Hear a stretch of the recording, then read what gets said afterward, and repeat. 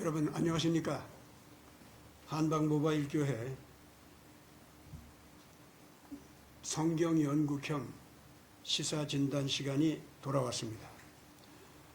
저희들은 지금 현재 거의 2달 동안 지구촌 엑소더스 무브먼트 이런 제목을 가지고 지금 방송을 하고 있는데, 실은 트럼프의 그 트럼피즘 개혁운동, 이것과 한국의 태극기 애국운동, 이것이 결합이 돼가지고 전 지구촌을 종교 독재나 이념 독재나 공포 지배 체제 있잖아요.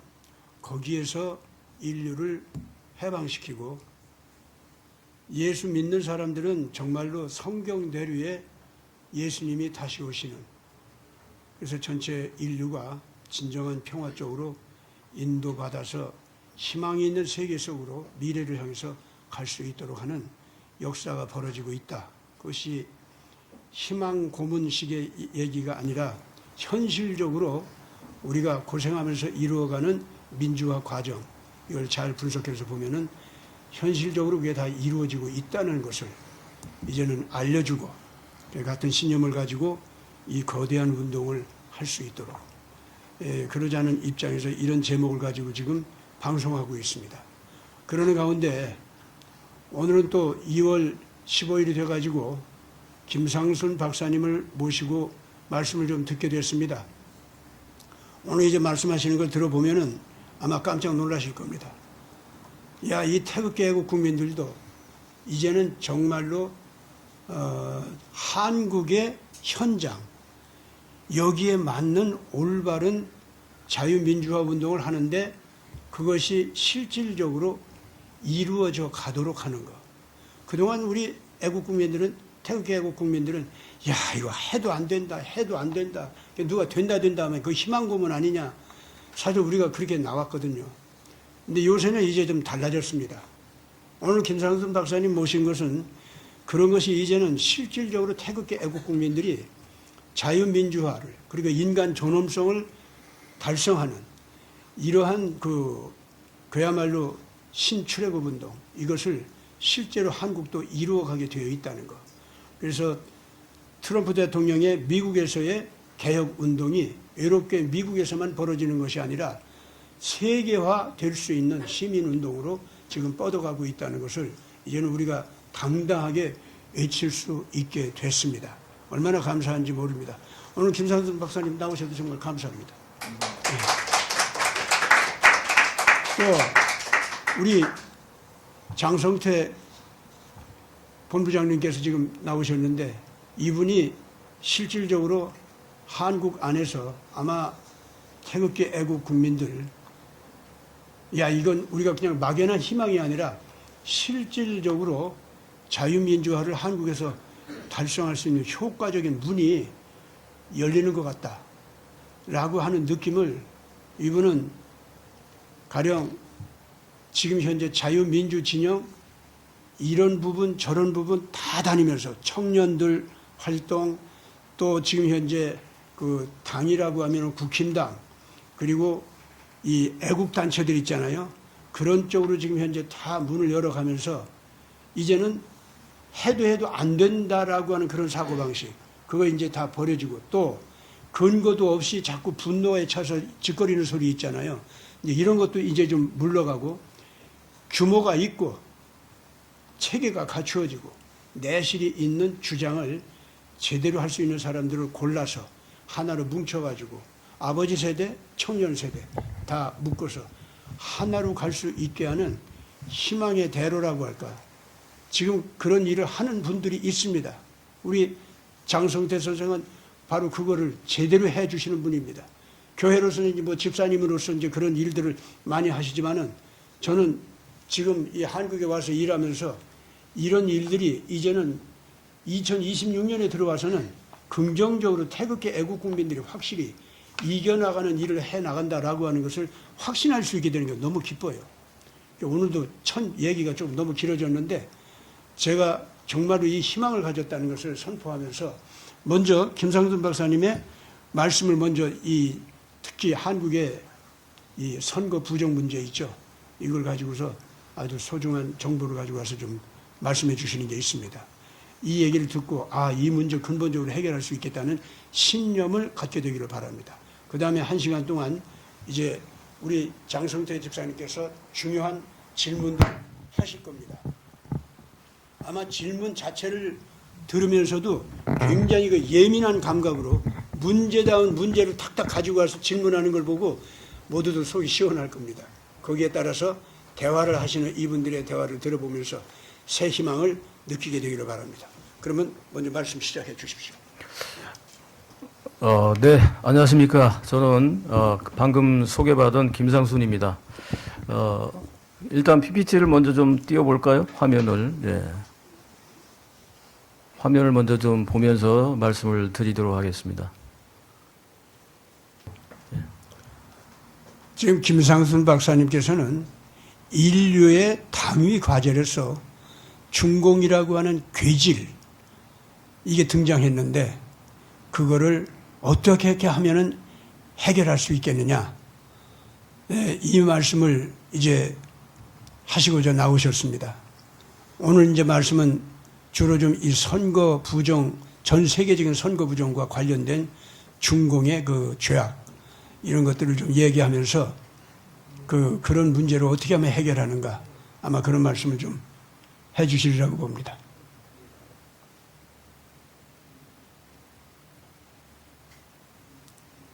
요새 시진핑이 처한 입장을 보면은, 그리고 중공이 당면한 상황을 이렇게 보면은, 이거 정말 중공이라는 나라는 국가 체제로서 그냥 남아있으면은 모든 인류에게 그리고 모든 국가들에게 해악이 될 뿐이구나, 괴질이구나.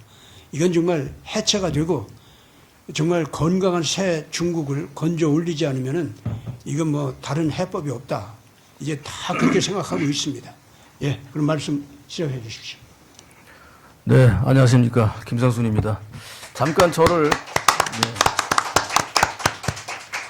시청자분들을 위해서 제가 잠깐 소개를 좀 하겠습니다. 저는 화면에서 보시는 것처럼 중국에서 25년 있었습니다. 95년부터 2019년까지 25년 있었고요. 대만에서 5년 있었고 총 중화권에서 30년 있었는데요.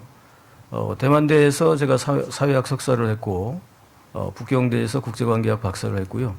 95년에 삼성 SDI 주재원으로 나가서 심천법인, 천진법인 6억 불, 4억 불짜리 그걸 하면서 제 기업에서의 전공은 신규사업기획, 빌드업, 그리고 조직관리 쪽입니다.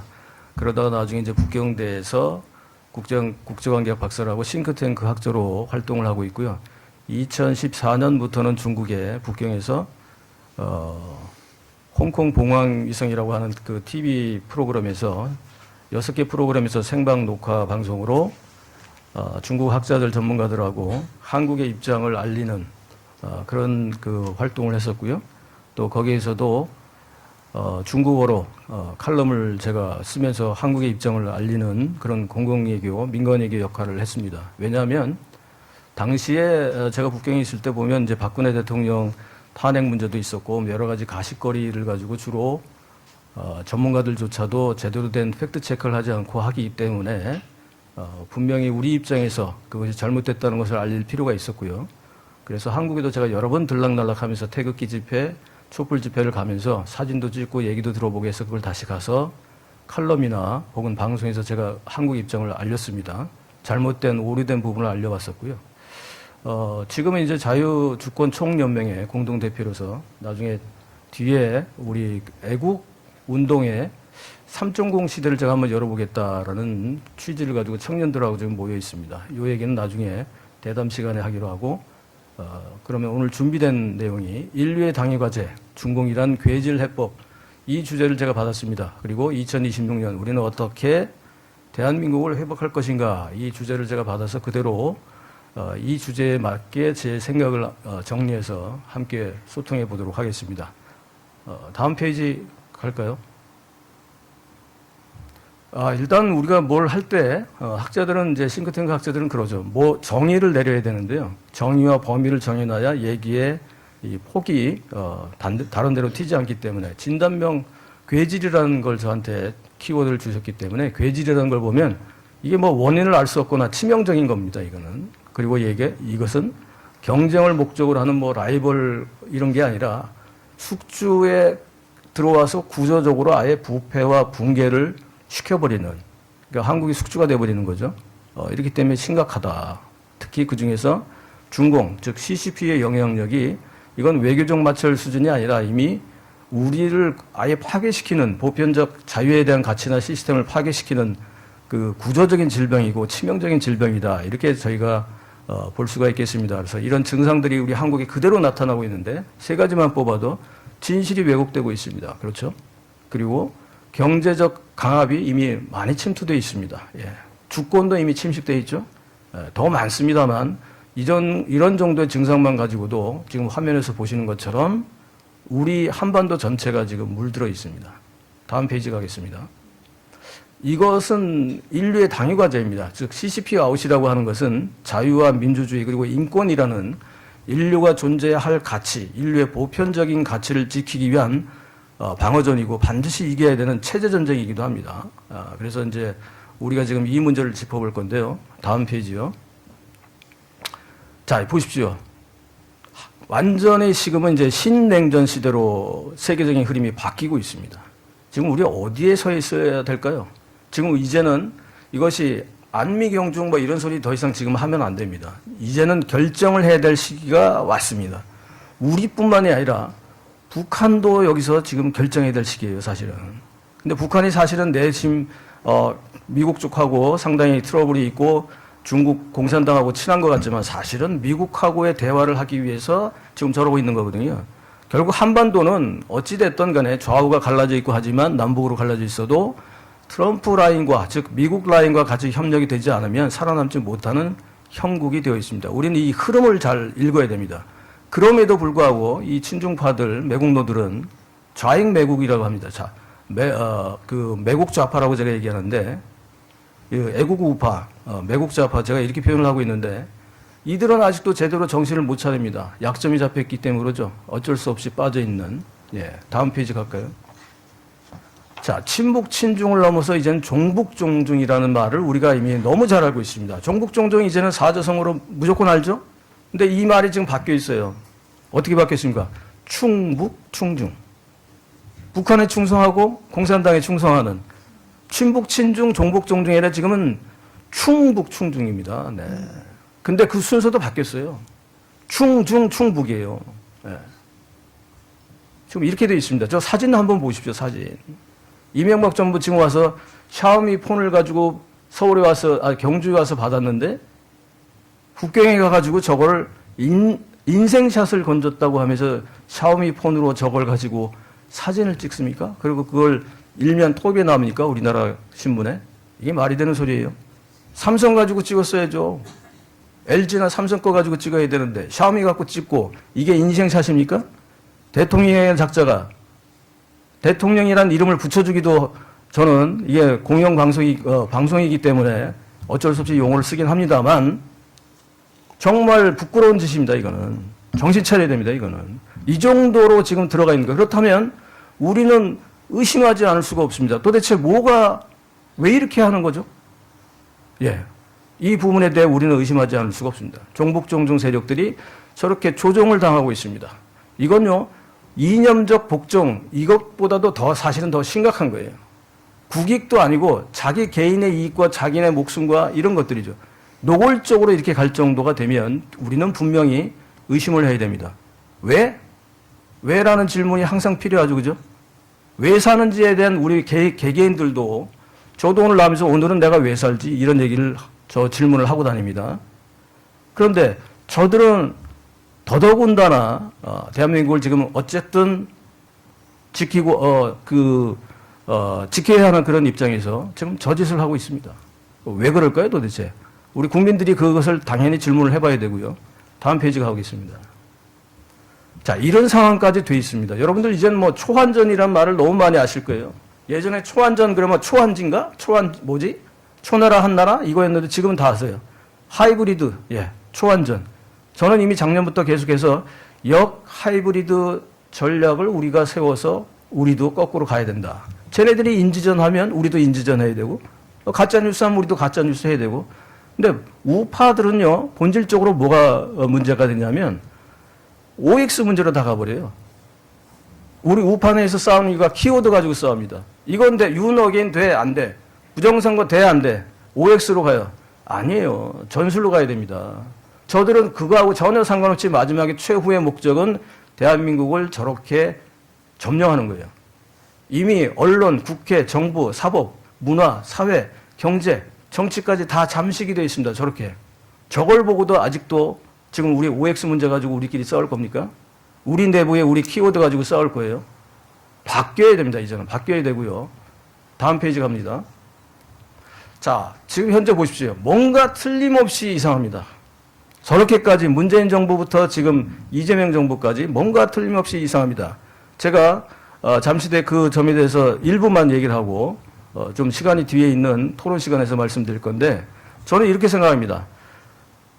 중공이 종북종중 정권으로 만들어버린 그 순간에 두 가지가 넘어왔다고 생각합니다. 2017년 문재인 대선 당시에 하나는 대선 자금 무한 제공, 두 번째는 부정선거 시스템. 대선 자금 무한 제공은 제가 현직 당시에 제가 북경에서 활동할 때 2017년이죠. 활동할 때 현직 차관이 자기가 차관인데 대통령 후보하고 격이 안 맞으니까 그렇겠죠. 그죠? 자기가 만나자고 얘기하면 안 만나줄 거다. 그러니까 김 박사가 가서 이 얘기만 전하면 만나주지 않겠냐? 뭡니까? 그랬더니 그 친구는 저하고 북경대 동문이고 같은 그 차하을 학회를 그 친구가 만들었는데 거기에 회장입니다. 그리고 동시에 거기는 이제 겸직을 하기 때문에 그래서 차하을 학회 회장이지만 그 정협이라고 있습니다.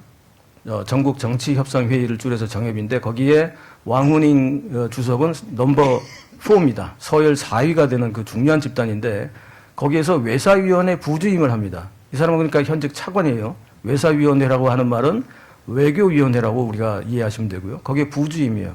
그러니까 부회장 정도 그 되는 넘버 2인데 차관입니다. 그 친구가 저하고 통역 없이도 얘기가 되고 하니까 김 박사가 가서 문재인 캠프에 가서 문재인이한테 이 한마디만 전해줘서 자기를 만나게 해달라. 그게 바로 대선 자금 무한 제공. 이 얘기만 전하면 안 만나겠냐. 그래서 제가 당장 그 자리에서 거절을 했습니다. 그날이 언제냐? 2017년 2월 21일 오후 3시, 장소는 또 LETV의 부회장을 했어요. 그 친구가. LETV 부회장 한팡밍 사무실에서. 이 정도면 정확하죠? 예. 눈이 엄청나게 왔습니다. 그날. 2월 달에 제일 많이 온 날이에요. 예. 이 내용을 제가 2024년 월간조선 9호로에 단독 인터뷰로 폭로했습니다. 엄청 길어요, 그 내용이. 아마 나중에 여러분들도 시간 되시면 보시고. 저는 그때 당시에 대선 자금만 넘어간 줄 알았는데 나중에 선거 시스템까지 넘어갔다 이 말씀 드립니다. 요건 뒤에 가서 좀 설명할게요. 어쨌든 약점을 잡아버렸습니다, 저희가. 그러니까 약점이 잡힌 거죠. 자, 이번에 이재명 선거 대선 때도 이게 과연 들어왔을까요? 안 들어왔을까요? 들어왔습니다. 예. 이걸 우리가 지금 좀 해야 되고, 트럼프 대통령께서 다행스럽게도 지금 미국에서 전 세계의 부정선거에 대한 부분을 밝히고 계십니다. 한국이 당연히 되죠. 그래서 저희들 팀이 장재원 박사님하고 저는 1년 내내 같이 싸우는데 지금 판교의 미르 시스템즈를 공략하고 있고요. 인천의 A웹 회사를 공략하고 있습니다. 근데 이거는 우리가 하는 게 아니라 트럼프 대통령하고 그 라인을 찍었어요, 이미. 트럼프가 꼭 찍은 미르 시스템즈 박살내야죠. 자, 뒤로 가보겠습니다. 다음 페이지. 자, 그래서 어쨌든 우리는 어떻게 되고 있냐 하면 경제적 현실은요, 우리가 너무 많이 잠식당해 있어요. 처음에는 우리가 경제를 많이 수출하고, 제가 이제 나갈 때도 우리가 92년 8월 24일 한중 수교를 하고 난 다음에 제가 이제 들어와서 95년부터 나갔다고 했는데 그때 갔을 때는 엄청난 대우를 받았죠, 당연히. 저희가 뭐 그리고 박근혜 대통령 같은 경우에도 행정 쪽에 뭐 새마을 운동에 관한 그 엄청난 자료들 다 갖다 줬고 그들이 와서 받아갔고 뭐 이렇게 했는데 지금은 이들이 들어와서 중요한 기업에 이미 잠식돼서 투자가 돼 있고 여러 가지 정말 IT 산업이나 이런 알짜배기 산업에도 얘네들이 우회적으로 돌아와서 거의 잠식당해 있는 상태입니다. 경제 현실은 중국하고 같이 가게 되면 나중에는 결국은 트럼프 라인이나 자유진영에서 봉쇄되기 때문에 지금 딱 보는 저 그래프대로 그냥 끝나는 거예요. 그냥 같이 타고 가는 겁니다. 그런데 반대로 또 경제는 망가지고 친중으로 계속 가다 보면 외교 비용, 즉 간접 비용, 직접 비용, 이게 관리 비용, 안보 비용은 높아질 수밖에 없어요. 미국하고 갈라지니까. 지금 저거 올라가는 게 좋은 게 아니에요, 여러분. 외교 비용이 높아지고 있다는 그 얘기를 하는 거예요. 원가가 더 높아진다고요. 망하는 겁니다. 둘 다. 두 그래프가 망하는 걸 지표를 간단하게 제가 요약을 드린 거고요. 한미동맹 자체가 위기가 되는 거예요. 중공의 경제 종속뿐만 아니라 이제는 정치 종속까지 와 있다. 위험합니다, 지금 현재. 다음 페이지 갑니다.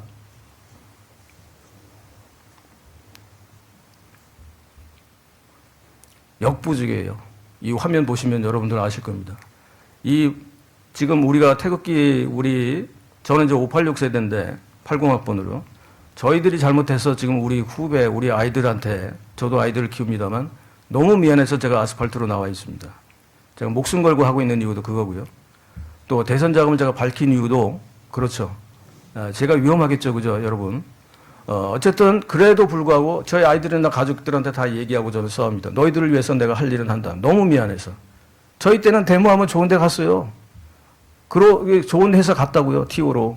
근데 지금 아이들은 그냥 빚쟁이로 시작해요, 인생을. 너무 불쌍하지 않습니까? 누구 잘못이에요? 우리 잘못이죠. 선배님들 잘못이 아니라 저희 586 세대들 잘못입니다. 해야죠. 그래서 다행스럽게도 선배님들이 한 10여 년 이상을 우리 애국운동의 1.0 세대로서 애써주셨고 작년에 우리가 희망을 봤습니다, 여러분. 10부터 80까지 원팀이 됐어요. 이런 대한민국 한민족 역사상 이런 게 있었습니까? 2025년은 그런 의미에서 우리 민족의 아주 중요한 분기점이 될 것이고 애국운동의 2.0 시대가 작년에 열렸다, 저는 이렇게 생각하고요. 그렇다면 우리가 3.0 시대를 올해부터 열어야 된다는 얘기예요, 저는. 자, 다음 페이지 갑니다. 자, 지금 우리가 단순하게 열정만 가지고 되는 시점이 지나버렸습니다. 금방 목사님도 말씀하셨지만 희망 고문해서 될 일이 아니에요, 이제는. 가두리 안에 있어가지고 우리가 듣고 싶은 얘기를 연단에 올라가서 떠드는 그런 시점은 이제 지났어요. 단결이 됐는데 뭘 다시 단결시켜요? 안 그렇습니까? 애국운동 한다면서 작년에도 우리가 다큐멘터리 4편, 5편을 봤습니다. 우리 안 봐도 애국운동 하는 사람들이에요. 근데 왜 그걸 만듭니까? 저 감독들한테, 후배들한테 그 얘기합니다. 이 돈 가지고 미쳤냐고.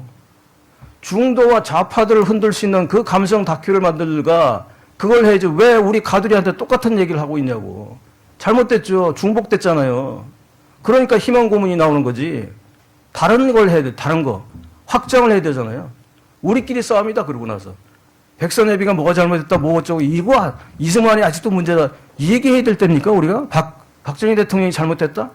OX로 따지는 게 아니에요. 지금 전쟁이에요. 전쟁은 어떻게 됩니까? 이기고 보는 겁니다. 이기고. 자, 지금 보세요. 장악된 언론, 사법부, 중공이 자금이 들어와 있고, 선관위 시스템도 넘어가 있어요. 우리는 그냥 진실만 가지고 얘기하고 있어요. 진실 가지고 이깁니까? 이기자고 일단. 다음 페이지 갑니다. 방치했을 때 여러분 생각해 보십시오. 만성화되고 정체성도 상실되고 우리 아이들은 이제 인민민주주의에서 살아야 됩니다.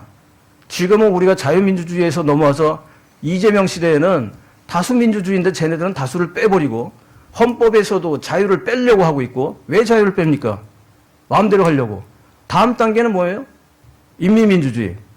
자유민주주의는 소수의 권익도 법치로서 시스템으로 보호해 주는 게 자유민주주의인데 다수민주주의 작년에 우리 보셨잖아요. 그냥 다수로 다 자기들 멋대로 하는 겁니다. 인민민주주의는 어떻게 됐냐? 소수가 다수를 통제하는 거예요. 이게 그 단계로 넘어가고 있습니다. 지금 놓치면 안 된다는 얘기죠. 다음 페이지 보겠습니다. 2020년에 우리가 어떻게 가야 되느냐? 마지막 골든타임입니다. 지금부터 우리가 다시 싸워서 역전시킬 수 있는 방법을 찾아야 된다는 거죠. 우리 정말 준비되어 있습니까? 이제 본질적인 문제에서 벗어나서 우리가 어떻게 싸워서 이겨야 되는 것만 생각해야 될 그런 시점입니다. 이제 시간 낭비 더 이상 하면 안 됩니다. 왜냐하면 바로 다음 페이지 보시죠. 지방선거 있습니다. 6.3 지방선거. 근데 아직도 우파들은 야, 지방선거 어차피 나가서 질 건데 어차피 부정선거 막 다 들어올 건데 그럼 안 나갑니까? 그럼 다 내줍니까? 그거를? 총선 가서 그럼 300석 다 내줄 거예요, 그러면? 나갈 건 나가야 될 거 아닙니까? OX 문제가 아니라니까? 이 시스템 못 바꾸잖아요. 뭐 선관위를 때려 부숴도 하면 된다고 누가 합니까 그거를. 그러니까 희망고문 같은 소리 헛소리들 하지 마시고 될 수 있는 얘기들을 하자는 얘기예요. 올해부터 지방선거부터 청년들이 2030, 40 이 팀들이 나가서 지선 나가서 깨져도 내보내서 싸우고 그렇게 해서 계속 더 많은 부정선거의 증거들이 더 나올 거 아니에요. 그거 확보해야 되고 또 흐름에 따라서 우리가 트럼프 라인을 활용해야 될 거 아닙니까? 이 좋은 게 있는데 왜 안 합니까? 오히려 더 나가서 더 열렬하게 싸워서 거기서 비등비등한데 그럼 또 장난할 거 아니에요. 5% 3% 하는데 걔네들 안 하겠어요? 재미 봤는데 대통령도 바꿔버렸는데 그럼 바꿀 때 그 증거를 잡아서 그걸 깰 생각을 해야지. 증거 확보하려면요. 근데 안 나와요. 총선도 마찬가지예요. 대선 어떡합니까? 저거 다 넘어가면요. 끝입니다. 그냥 인민민주주의, 사회주의에서 우리 아이들은 중국 애들처럼 인민민주 집중제. 태어나면서 자기의 권리는 이미 공산당에게 이미 부여돼 있어요. 자기 권리가 없는 거예요, 그냥. 그냥 헌법에 내 권리는 태어나자마자 이미 공산당에게 위탁되어 있는 거예요. 그게 인민민주주의고 민주 집중대입니다, 이게. 이걸 다 빼버리고 자기들은 민주주의라고 얘기하는 거고, 마찬가지로 이재명 정부도 그런 거거든요. 자, 그래서 2026년은 데드라인이다. 우리가 이 마지막 각오로 지금 싸워야 됩니다. 예. 뭘 해야 될까요? 다음 페이지 가겠습니다. 일단 할 건 해봐야 돼요. 지금 해서 안 된다, 안 되는 게 아니라 되도록 해야지, 지금부터라도 더. 일단 지더라도 지는 싸움을 우리가 장렬하게 해야 더 멋지게 져야 돼요. 더 많이 문제를 일으키고, 예. 그렇게 해서 더 많은 문제점들이 나오도록 해야 됩니다. 그래야 쟤네들이 실수가 돼요. 예. 쟤네들이 때리다 지치도록 하게 만들어야 된다는 얘기예요. 저 내용은 화면 보시면 되니까 더 설명을 안 하겠습니다. 이거 더 감시 강화를 어떻게 더 할 거냐. 다 못 해봤잖아요. 어느 소수 정당에서 해보다가 말았고, 거기서 만약에 대통령 후보를 만약에 자기가 중간에 그만두지 않았으면 그 팀들이, 교육된 그 팀들이 들어갔을 거 아니에요. 왜 마지막에 그만둡니까? 예? 왜 그만둬요? 돈 때문에 그만둔 겁니까? 그래 놓고 와서 왜 지금 이런 얘기를 합니까? 그 목적은 부정선거를 감시하기 위한 그 훈련된 사람들 선거 개표장에 집어넣기로 해놓고 그 많은 청년들이 갑자기 그냥 허황되게 그냥 날아가 버렸어요. 그 많은 시간들. 그게 정치인 맞습니까? 총리까지 한 사람 맞아요? 이런 실수를 하면 안 된다는 거예요. 두 번째, 다음 페이지요. 정말 이제는 인터넷 가지고 우리가 싸워야 됩니다. 사이버전 벌려야 되고 미디어전 벌려야 됩니다. 왜? 기존에 뭐 레거시 언론 아시잖아요. 이제 더 필요가 없잖아요.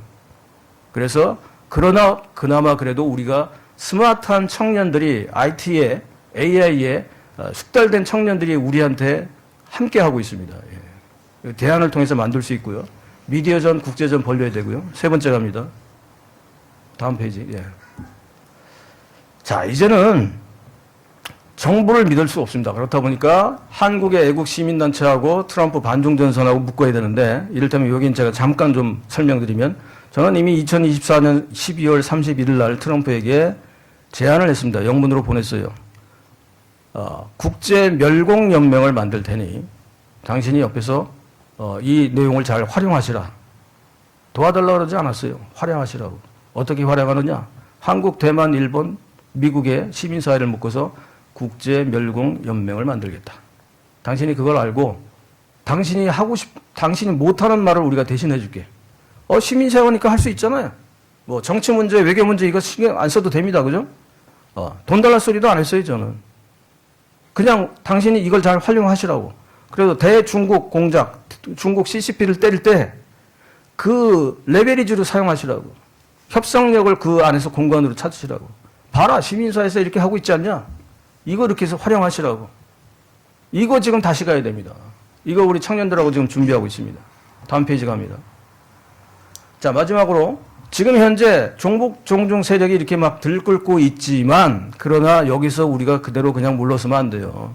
계속 우리가 아스팔트에서 주장해줘야 되고, 또 국정원이나 국가보안법 뭐 이런 것들도 활용해야 되고, 기존에 있는 체제를 어쨌든 이용해야 되고요. 그 안에 사법 시스템, 검사, 판사 우리가 다 욕하고, 뭐 경찰도 욕하고 다 하지만 그 안에도 그래도 우파들이 있습니다. 예. 공략해야 됩니다. 포기하지 말고. 자, 다음 페이지 가겠습니다. 마지막으로 이 화면 하나가 우리가 올해 해야 될 일입니다. 지금 안 하면요, 없어요. 내일은 없습니다, 이제. 안 하실 겁니까, 그래도? 예, 안 하실 거냐고. 예, 여기 같이 해야 됩니다. 그래서 이제 그 상세한 얘기는 잠시 뒤에 그 Q&A 시간에 제가 좀 말씀을 드리도록 하겠습니다. 여기까지 준비된 내용을 거의 한 25분 정도 됐는데 하여튼 마치겠습니다. 예. 감사합니다.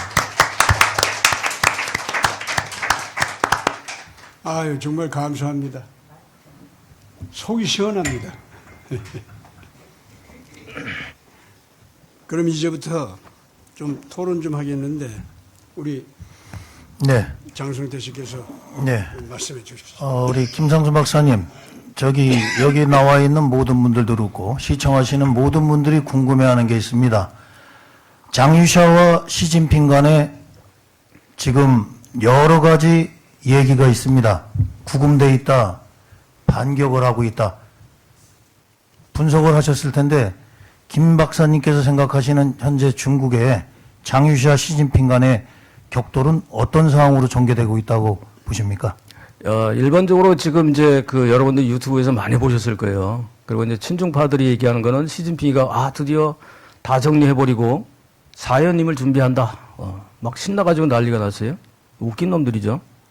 우리 경제하는 애들은 지금 이제 중국에 다시 투자할 시점이 왔다. 뭐 어쩌고저쩌고 이 설레발을 치고 있습니다. 물론 증권에 투자하는 사람들은 어쨌든 단기적인 소위 말하면 이제 그 기간에 대한 수익률도 생각해야 되기 때문에 일부는 맞을 수도 있겠죠. 예. 지금 투자했다. 그러나 그건 단기적인 거에 불과한 거고. 자, 실질적으로 지금 중국에 어떤 일들이 벌어지고 있냐면 우선 장여샤나 시진핑의 관계는 아버지 때부터 같은 이제 소위 말하면 동지죠.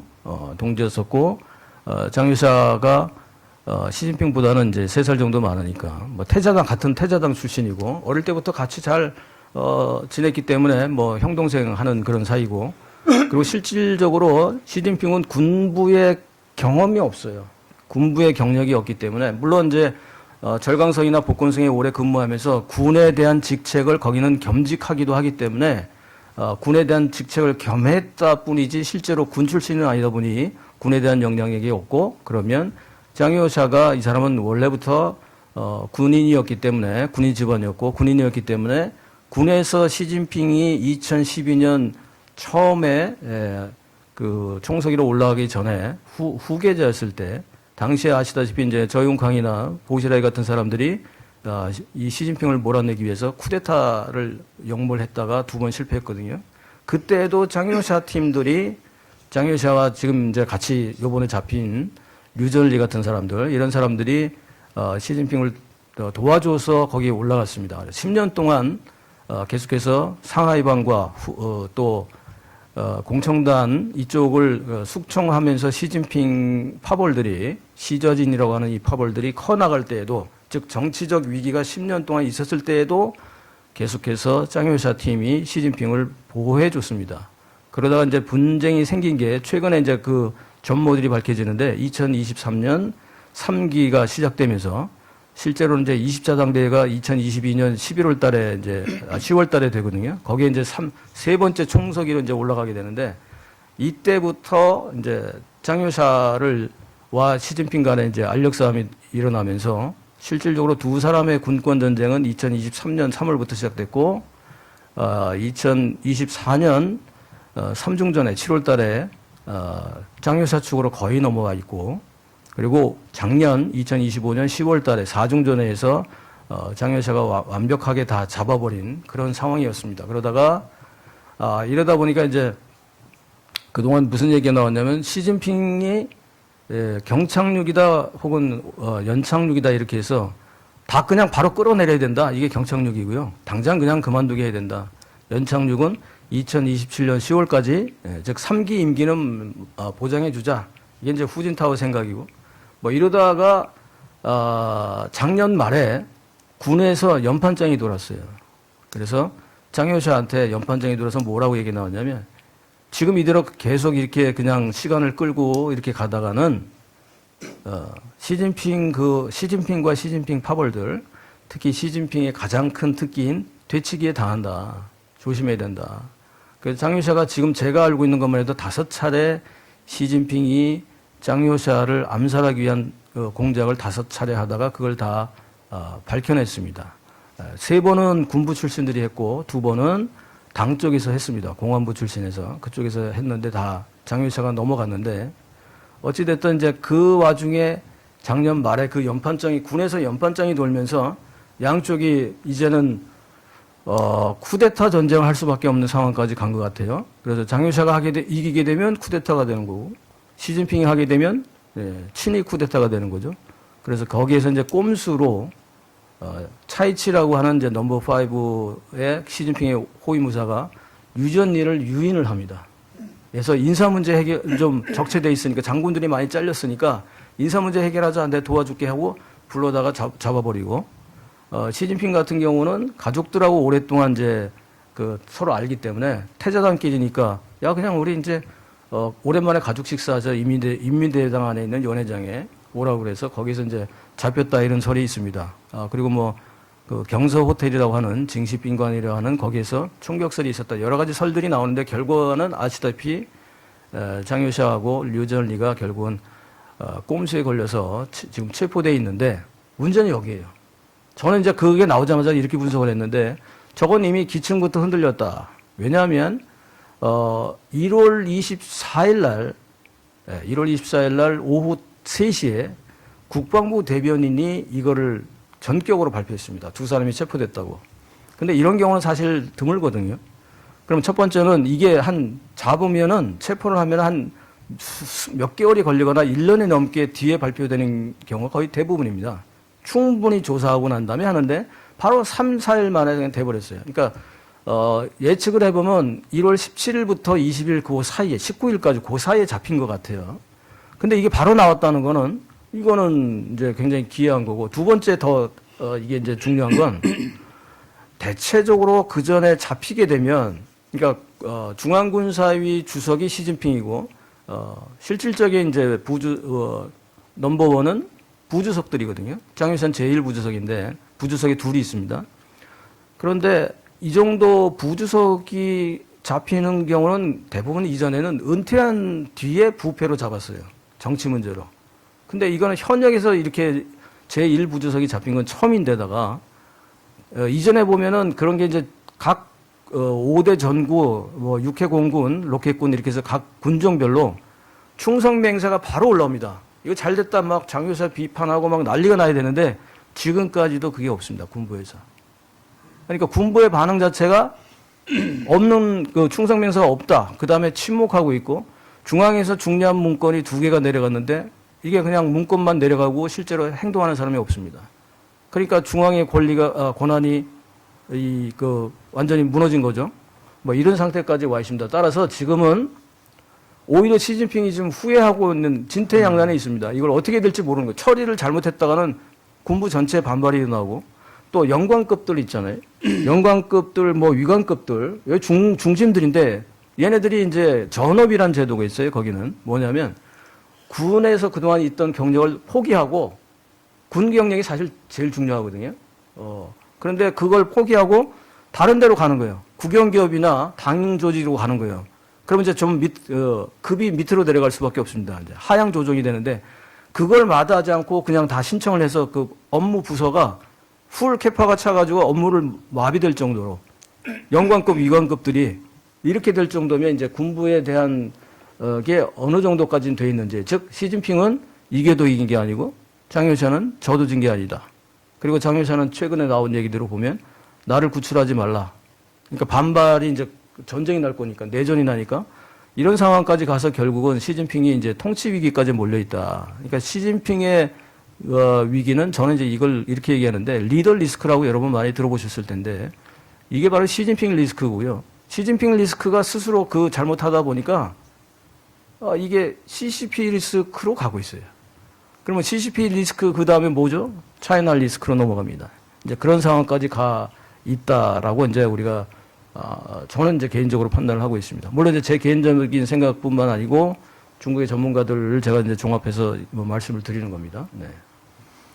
예, 우리나라의 그 1대1로 정책의 설계자와는 왕우닝이 등장하기 시작한 게 작년에 5월 달에 존 밀스 대령이 국내에 부정선거 감시단으로 와서 우리나라 부정선거의 뒷배우로 바로 왕우닝을 지목했는데 이 왕우닝과 1대1로 이거에 대한 좀 간단한 설명 좀 부탁드리겠습니다. 원래 1대1로는 이제 2013년 때부터 얘기가 나오기 시작해서 2015년부터 시작이 됩니다. 그래서 시진핑이 그때 당시에 저는 이제 북경에 있으면서 이게 후진타워가 하던 소위 말하면 소프트 파워를 키우는 그런 거의 연장선인 줄로 생각을 했어요. 왜냐하면 2013년에 3월 달에 이제 국가주석으로 처음 이제 등단을 하게 되면서 그해 11월 달에 3중전에 제3차 중앙위원회 전체회의라고 해서 이제 3중전회를 하는데 거기에 시진핑이 7대 개혁을 얘기를 합니다. 나중에 이제 그게 이제 4대 개혁으로 압축이 됐는데 거기에서도 이제 소프트 파워 기타 등등 이런 얘기를 했었거든요.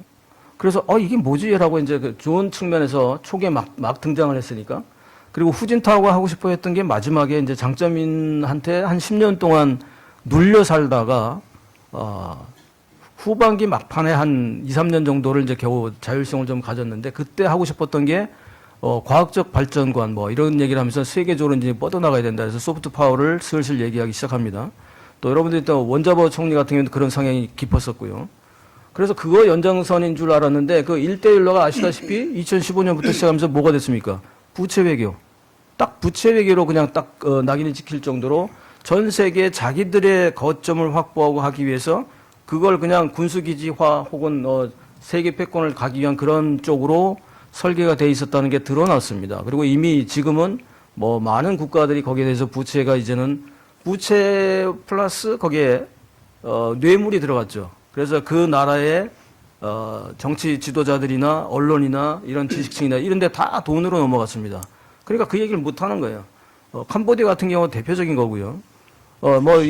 그런 이제 캄보디아 프린스 그룹의 천주 회장 사건도 장기식 관련된 그런 것도 바로 무법천지로 와서 그냥 삼합회랑 같이 깡패들이 그렇게 몰아쳐도 경찰이 손을 못 대는 게 바로 그런 주경까지 완전히 정부가 먹혀버렸기 때문에 그런 거거든요. 아까 제가 정부 먹힌다는 얘기 했잖아요. 그죠? 예. 그러니까 그런 정도까지 가 있는 상태인데 1대1로가 최근엔 더 심각한 문제가 있습니다.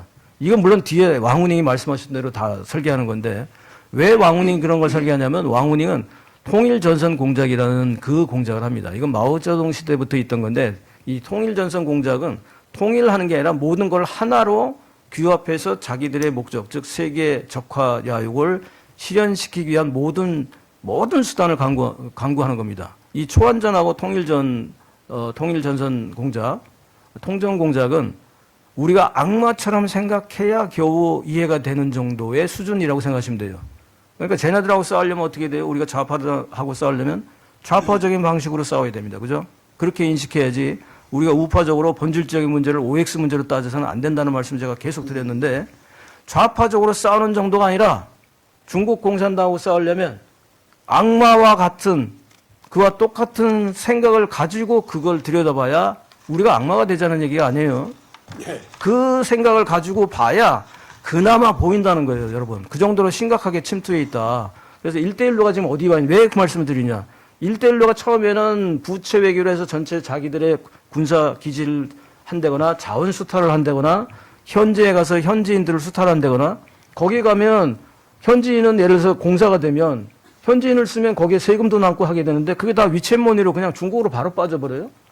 남는 게 하나도 없어요. 그리고 그거를 정치권에다 돈을 다 줬기 때문에 그걸 막아줄 사람도 없어요. 근데 그러다 보니까 지금 이제 각 아프리카나 뭐 다른 데서는 이제 중국인들이 맞아 죽고 있어요. 민중들이 열받으니까 그렇죠. 정부도 못 믿고 어떻게 해야 됩니까? 그냥 그 다음에 얘네들 와서 몽둥이를 때리고 이 짓하고 권위주의로 나가니까 이제는 뒤집어 버려지는 거예요. 그러니까 그런 것도 있는데다가 지금 이제 이거 장기식의 루트로 되고 있습니다. 이거 최근에 밝혀졌어요. 1대1로 루트가 다 그렇게 돼 있다. 캄보디아 뭐 이런 것들이 다 그 상황으로 밝혀졌고 제가 이제 그 얘기도 제가 뭐 지어서 내는 게 아니니까 팩트 체크를 통해서 이미 다른 중국 학자들이나 해외에 있는 사람들이 얘기하는 걸 제가 정리해서 한국 사람들한테 알리고 있습니다. 그분들은 이제 중국어나 뭐 영어나 이런 걸 잘 모르는 분들이 있으니까 제가 정리해서 알려드리고 있는데 어쨌든 왕후닝이 모든 중국 공산당에서 나쁜 짓은 이놈이 하는 거예요, 이놈이. 그래서 거기에 수단이 통일전선공작과 그 다음에 이제 초안전인데 실질적으로 나온 게 바로 1대1로 그거예요. 그게 이미 장기시까지도 서로 이제 밀매가 되고 하는 그런 루트로 되고 이 범죄 조직하고 연관돼 있고 이런 것들입니다. 네. 예. 작년 7월에 모스탄 대사가 두 번째 한국을 방문해서 은평제일교회 심화봉 목사님이 심화하는 교회에 와서 한국을 담당하는 거는 왕후닝이 아니라 왕후닝의 밑에 있는 한팡핀이 담당이다 이런 얘기를 했는데 그 얘기에 대한 것을 아까 2024년 9월호 월간조선어에서 박사님께서 인터뷰를 하신 것 같은데 예. 요거에 대한 좀 경위된 말씀을 좀 해주세요. 예, 제가 아까 CCP가 우리 한국 대선에 넘어올 때 두 가지가 넘어왔다고 말씀드렸어요. 하나는 돈입니다. 그죠? 대선 자금 무한제고 문재인 시대부터. 그리고 두 번째는 선거 시스템이 있다. 이 말씀을 드렸는데 제가 2024년 9월호가 나올 때는 이제 8월 20일 날 발표가 되는데요. 그때 당시에는 그걸 발표하면서 왜냐하면 아까 말씀드렸던 왕후닝 밑에 있는 정의연 밑에 있는 외사위원회 부주임 한팡민이라고 하는 이 친구가 이제 저하고 같은 뭐 북경대 동문이고 제가 이제 그 차을학회 소속이었다고 했잖아요. 제가 2014년 TV 나가면서 여기는 2009년에 생겼는데 초기에는 공공외교 및 평화학이라는 걸 가지고 민간 외교를 했습니다. 그때 당시 저도 몰랐었고 그래서 특히 이제 종교 쪽에서 그 한팡민 회장이 불교 신자이기 때문에 한국에 들어와서 이 불교 이쪽 그 종단 이런 분들을 많이 만났고 이러면서 이제 지방으로 다니면서 그런 공작을 했었어요. 그때 당시만 해도 저는 그냥 이게 그냥 뭐 민간 외교 차원이구나라고 이제 생각을 했었었고 그런데 2017년 2월 21일 날 오후 3시에 제가 그 사람 사무실을 만나서 그 제안을 딱 받았을 때 야, 이거는 내정 간섭이고 나중에 밝혀지면 큰 문제가 되기 때문에 그런 식으로 접근해서는 안 된다. 다른 방식을 찾아야 되고 당시에는 문재인과 안희정과 이재명이가 경선하고 있을 때인데 좀 지나야 얼마 지나지 않으면 바로 이제 경선이 끝나니까 그때 시도하는 게 좋겠고 나는 이건 못하겠다. 이거 나중에 그거 걸렸다가 어떻게 되려고요. 그래서 이건 너 나중에 다른 사람하고 해도 이건 하지 말라고 했는데 자, 날짜 기억합니다. 2월 21일입니다. 17년. 5월 10일 날 서울에서 제가 북경에 있을 때인데 5월 10일 날 선관위에서 오전에 발표를 합니다. 문재인이가 당선됐다. 5월 10일. 그런데 저는 아침에 일어나면 항상 그냥 뉴스나 이런 것들을 제가 정리해서 찾게 되는데 연구자니까. 차을학회에도 저희 신문이 있고 홈페이지가 있어요. 딱 들어가 보니까 신문하고 홈페이지 딱 들어보니까 톱면에 문재인이하고 한팡민이 악수하고 있는 사진이 올라온 거예요. 못 만났다며 나보고 만나달라며 그게 2월 21일인데 그러면 2월 22일부터 5월 9일까지 만났다는 거 아닙니까? 그렇죠. 지금은 AI가 있으니까 사진이 있지만 그때는 AI가 안 나왔을 때니까 사진 합성도 잘 안 돼 어색하겠죠? 만났어요. 그리고는 그 밑에 이제 사설에 보면 쭉 이제 제 얘기도 나옵니다. 그 전에 이제 이제 대선이 있으니까 나중에 한중 관계가 어떻게 됐냐 그래서 제가 이제 저도 거기 소속이니까 몇 마디 이제 했고 여러 사람인데 맨 뒤에 한팡민이가 자기가 한 대여섯 차례 왔다 갔다 했다 그동안 그러면서 만나고 앞으로 한중 관계 잘 될 거다 새벽에 축전을 보냈다 축구한다고 그러니까 만나는 게 분명하죠. 그럼 저는 그 생각을 하죠. 제가 아닌데 그러면 누가 했을까? 근데 제가 그래서 그 한팡민이를 만난 그날 제가 물어봤어요. 제가 2009년부터 여기가 만들어졌고 15년에 제가 갔으니까 그 전에 두 사람이 한국 사람이 그 사람을 한국 쪽에 오면 그 어렌지 해주고 이렇게 다니면서 주선해주고 하는 사람이 있어요. 하나는 무관 출신이고 하나는 이제 모 대학에서 이제 정치학 박사를 한 정치 브로커가 있습니다. 중국어가 안 돼요, 이 사람은. 무관은 중국어 좀 되고. 그 두 사람한테 얘기하지 왜 나한테 얘기하냐 그랬더니 두 사람은 못 믿고 저하고 얘기하겠다. 통역도 없이 얘기해도 되니까. 근데 제가 그걸 거절했으면 문재인은 만났네요. 그럼 둘 중에 하나겠죠, 그죠? 다른 사람이 갑자기 구해지지도 않을 거고. 그런데 그 뒤에 보면은 여기까지만 제가 얘기할게요. 국회의장까지 나중에 했던 사람이 결국은 그해 8월 달에 2017년 8월 달에 갑자기 차을학회에 국제자문위원이 됩니다. 그 누구죠? 국회의장이. 여기서 얘기하면 이제 목사님도 위험해지시니까 여기서 그냥 적고 일단은 그 사람이 타겟이 아니기 때문에 저는 문재인이하고 이재명이 타겟이지 그 밑에 사람이 괜히 저 걸어서 괜히 시달리고 싶지 않아요. 예, 그래서 나중에 개인적으로 말씀드릴게요. 어쨌든 국회의장까지 했어요. 그때 당시는 아니고 그때 국회의장 아닙니다, 여러분. 오해하지 마세요. 나중에 하셨습니다. 근데 그 다음에 2018년에 2월 28일 날 문재인이가 한팡민이한테 노영민이 중국 대사를 통해서 대한민국 수교 훈장 홍인장을 줍니다. 홍인장. 두 번째로 높은 상이에요. 뭘 했죠, 그동안? 예? 한팡민이 뭘 했냐고 도대체. 문재인 정부에게 뭘 했어요, 도대체. 시작하자마자 5월 10일 날 해서 2월 28일 그 사이에 몇 개월, 1년도 안 됐는데 한팡민이 도대체 문재인 정부한테 뭘 했길래 그 상을 주냐고요. 예? 제가 그래서 그 사람한테 물어봤어요. 정치 브로커한테. 저거 왜 준 거예요? 나는 이제 아니까. 잘하라고 줬대요. 농담이지만. 그러니까 저는 분명히 심증이 있어요. 그래서 제가 이걸 밝혔을 때는 제가 윤석열 정부에서 제가 캠프를 해서 한반도 미래번영 특별위원회 부위원장을 제가 했어요. 저희 팀에서 장관급 둘이 나왔고.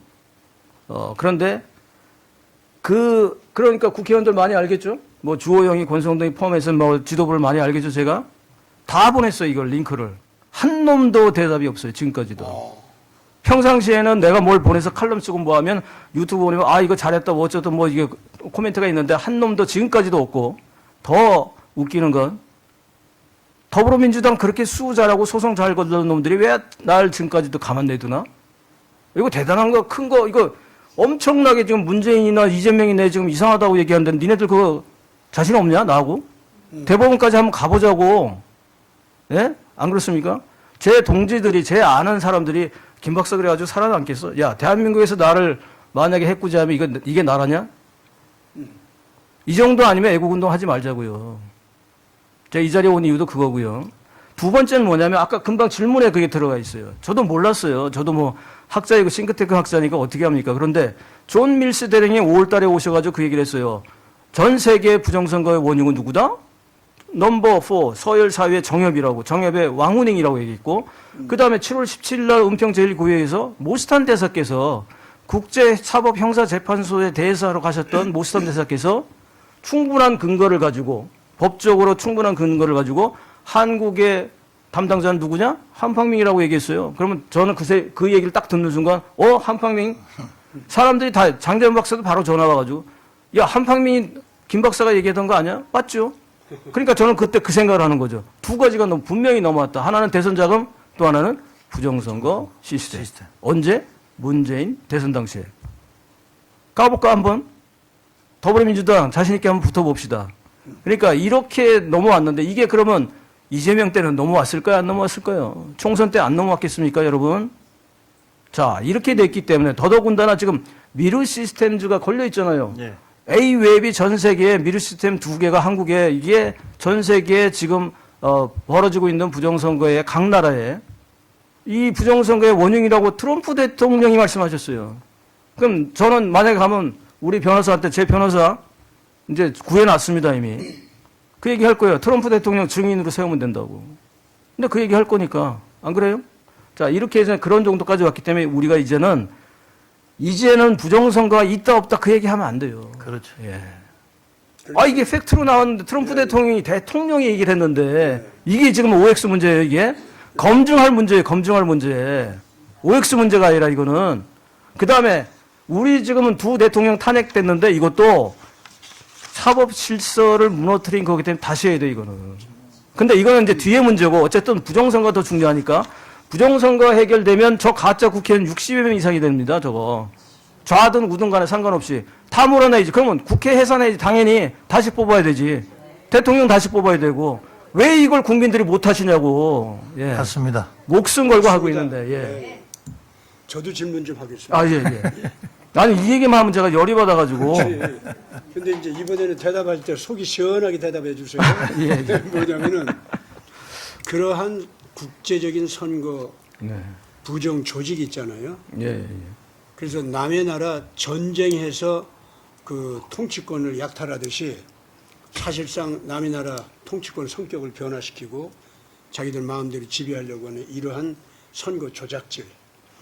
여기 시진핑이 대표자 아닙니까? 그렇습니다. 뭐 이게 뭐 그러니까 왕후님 위에 그렇죠. 누가 있습니까? 시진핑이죠. 시진핑이죠. 네. 그렇다면은 지금 트럼프 대통령이 드디어 국제적인 선거 부정 조직, 단순하게 시진핑만 문제 삼는 게 아니라 그와 같이 관련돼서 있는 딥스테이트 있잖아요. 그들의 선거 부정 조직까지도 지금 한꺼번에 다 지금 처리하느라고 달라들고 있는데, 이번에 이 중국의 이 선거, 국제적인 선거 부정 조직이 있죠. 여기에 트럼프 대통령이 아무래도 달라들 것 같은데 전망을 어떻게 보십니까? 일단 그 트럼프 대통령이 어떤 분이십니까? 이게 일반 대통령들하고 다르게 상당히 협상력에 능하고, 일기 때 우리 그런 얘기 했잖아요. 일기 때 저는 그 얘기를 했습니다. 우리 그 지구촌에 지금 60여 명 이상이 되는데 지구촌 전체 IQ를 한 1 내지 2점 정도 높일 수 있는 사람이 나타났다. 둘이다. 하나는 트럼프, 두 번째는 김정은이. 예측이 안 돼, 예측이. 둘이 예측이 안 되잖아요. 막상 둘이 붙잖아요.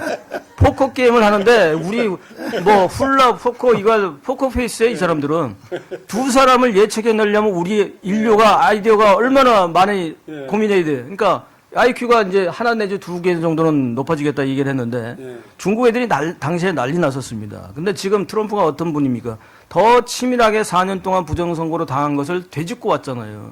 그것도 그냥 그대로 지는 거를 뒤집어 놨습니다. 지금 부정선거를 깨가지고 3시간 만에 승부 났잖아요. 안 그랬으면 그거 계속 투표하고 하다가 집어넣고 빼고 해가지고 이거 이제 또 지난번처럼 날아갈 텐데 바이든한테 지는 것을 할 텐데 그냥 그거 딱 잡아놓으니까 3시간 만에 우르르 하고 그냥 끝나버렸어요. 네. 예. 그러니까 그렇게 전략적이었던 분인데 치밀하고 그분이 왜 미르 시스템즈를 콕 찍어서 얘기를 하고 왜 지금 여기에 일본보다 더 한국에 최소한 CIA 직원들이 3배, 4배 이상 와 있습니다. 뭐하러 와 있겠습니까? 그러니까 이런 것들을 보고 저희가 지금 하나하나 지금 소송을 걸고 미국의 그 어디죠? 그 선거구 하나 털었는데 카운티 예, 트럭으로 7박스가 나왔대. 그러니까 그걸 전체로 뒤지면 도대체 와 이게 서류가 이 7박스 야 700상자입니다. 700상자 700상자 이게 얼마나 될까요? 과연 이게 이방 모자랄걸요. 그러니까 이렇게까지 가는 이 시대의 흐름을 알아야 되고 저는 이렇게 생각해요. 장재원 박사님 지금 수목금 지금 판교 가서 하고 있는데 네. 저는 사실 제가 지금 2014년에 제가 11월 달에 이 수술을 해서 심장 수술해서 19시간 만에 깨어나서 추위에 밖에 나가면 심근경색으로 밖에를 못 나가요. 나가서 제가 행진하고 이제 지원하라 그러면 이제 주옥선 여사나 이제 장재원 박사님이 와서 지원하라 그러면 화력 지원하라 그러면 제가 가는데 가서 행진하고 뭐 하면 이틀 3일을 제가 고생하기 때문에 못 나가는데 요번에도 이제 잠깐 쉬어라 그러고 이제 하는데 거기 가서 제가 가서 또 외쳤습니다. 니네들 중에서 미루 시스템즈 그 건물 앞에 내려가서 우리가 행진해서 거기 가서 지금 자수하면 너는 국민 영웅이 된다. 니들 안에서. 양심선언하면 니네 직원 중에서. 사장도 마찬가지야. 우리 국민들이 정서가 용서는 아주 쉽게 해준다. 국민 영웅 되라 차라리. 그러면 미국에서 다 데려갈 거고 니네 신변 보장 다 되고 장래가 보장된다. 누구든 하나 내려와서 자수해라. 그 얘기를 하고 다닙니다. 뭐냐면 흐름을 읽어야 돼. 좌파들도 정치하는 놈들 특히 잘 들어. 좌파들 니들 특히 정치하는 애들 정치벌레 소리 나한테 듣지 말고 정말 사람답게 살으라고. 예? 지금 여기서 이 국제적인 흐름을 모르면요.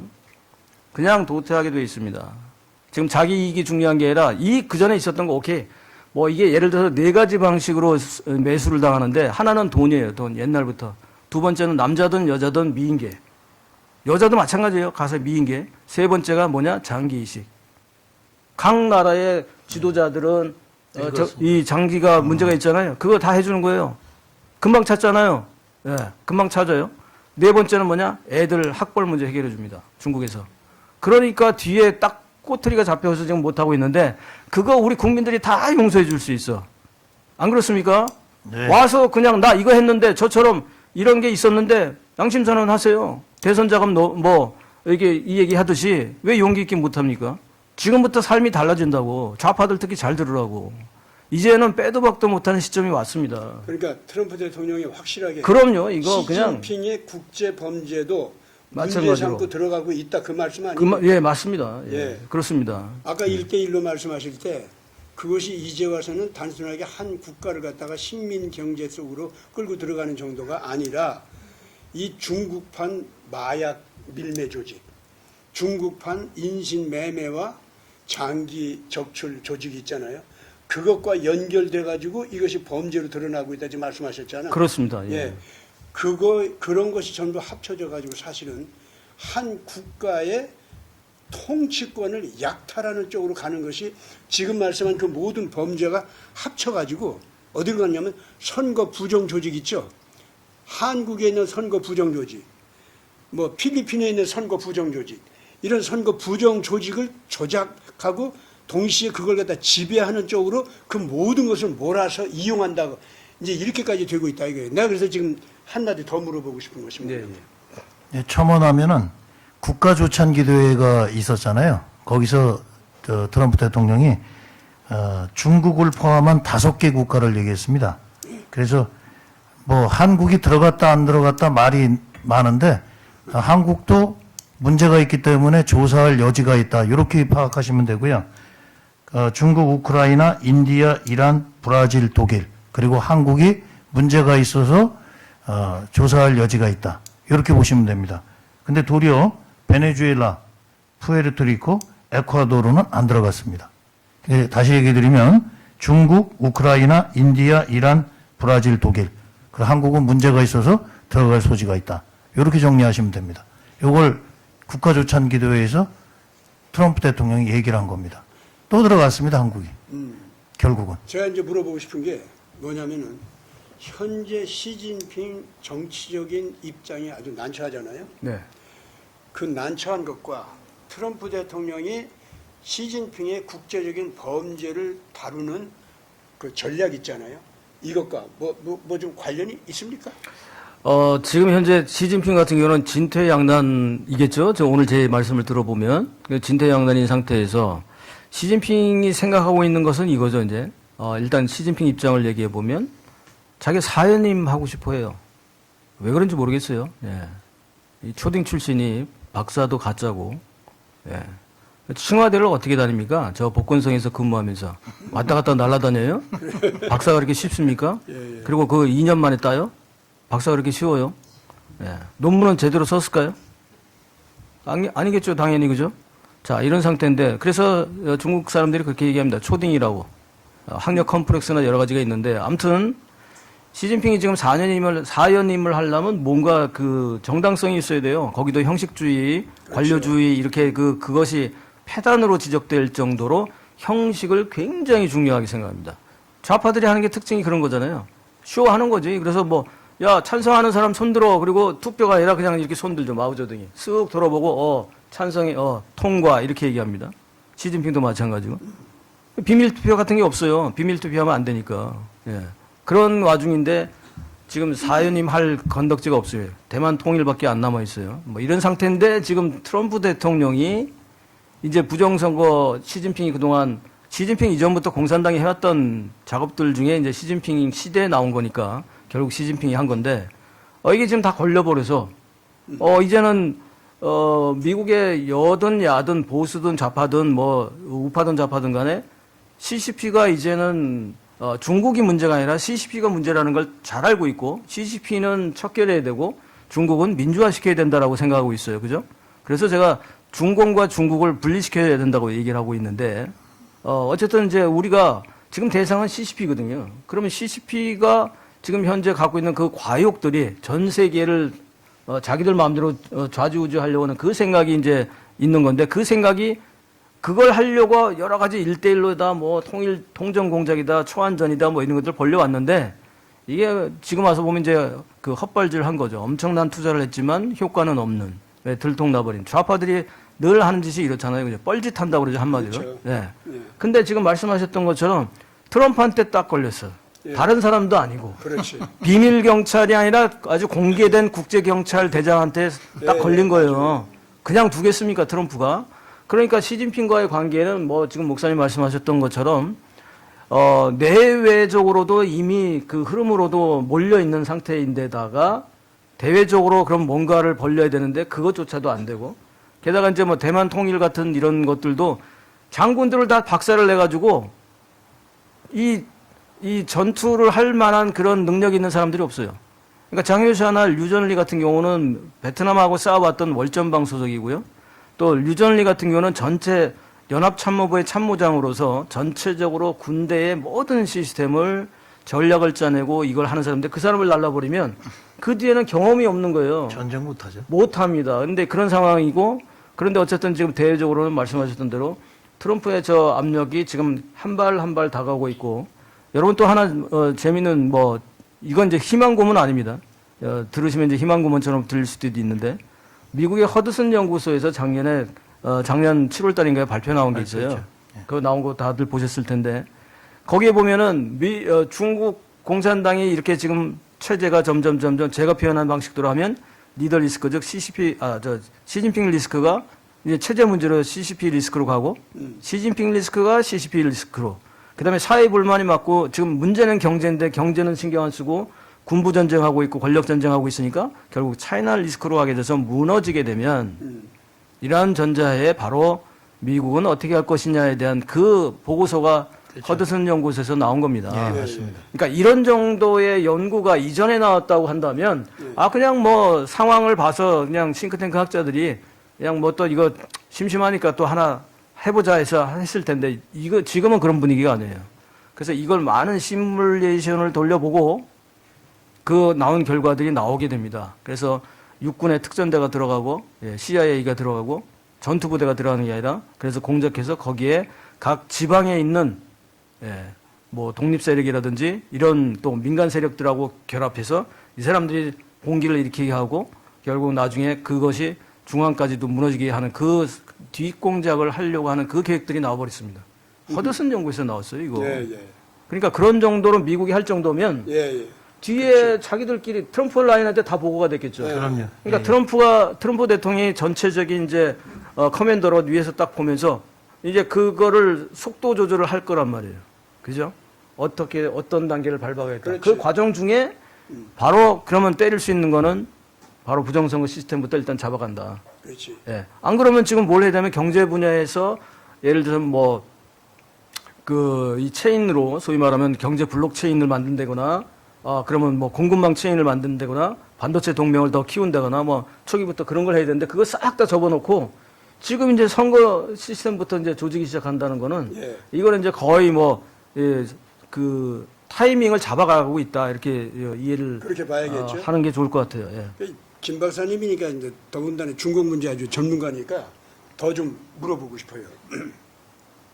지금 시진핑 경제 체제가 예. 다 지금 무너져 버렸거든요. 예.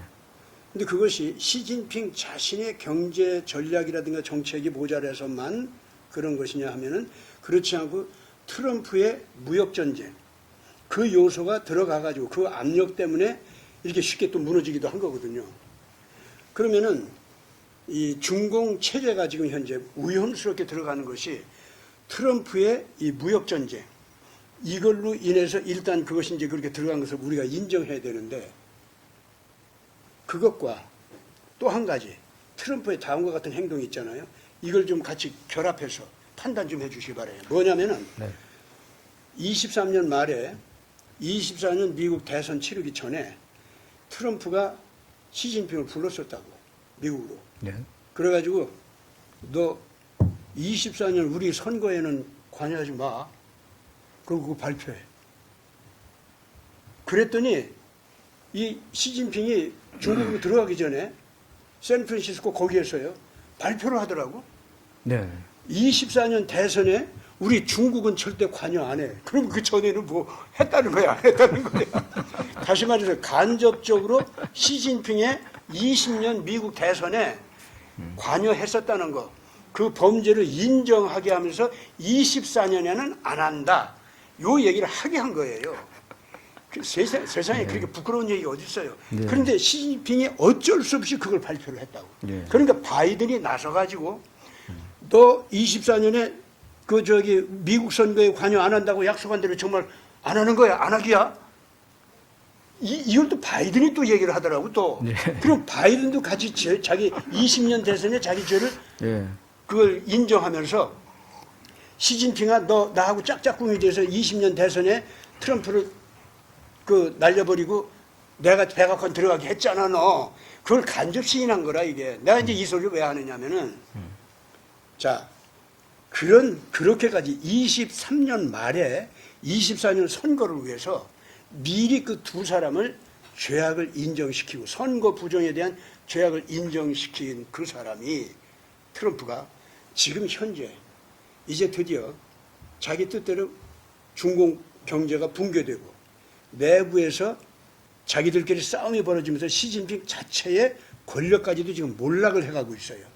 그런 상태에서 장유샤 같은 사람은 갇혀있던 어쨌든 간에 거꾸로 장유샤 편 군부가 상승세를 타고 있다고 지금 중국 내부에서는 무너져가는 나라지만 그럼 이런 상황에서 트럼프가 시진핑의 국제적인 범죄, 마약 범죄도 있고 또 그 인신매매, 장기 적출 그 범죄도 있고 그러면서 사실 생물학 전쟁 범죄도 있지 않습니까? 그렇잖아요. 네, 생물학 전쟁은 네. 그것도 선거 부정과 연결되는 거야. 네. 예. 이걸 전부 한꺼번에 네. 문제 삼지 않을까요, 공개적으로? 일단 이제 지금 목사님 말씀 중에 이제 두 가지로 우리가 많은 내용이 있지만 두 가지로 나눠볼게요. 이제 중국 경제가 무너진 이유는 두 가지죠. 요약을 해보면 하나는 말씀하셨던 대로 2018년 트럼프 일기 때부터 3월 달부터 말싸움으로 시작했다가 본격적으로 6월부터 무역전쟁, 관세전쟁이 시작됐죠. 예. 그때 엄청난 타격을 받았었고 그때도 시진핑이 쫓겨날 뻔한 원로나 이런 쪽에 쫓겨날 뻔한 했어요.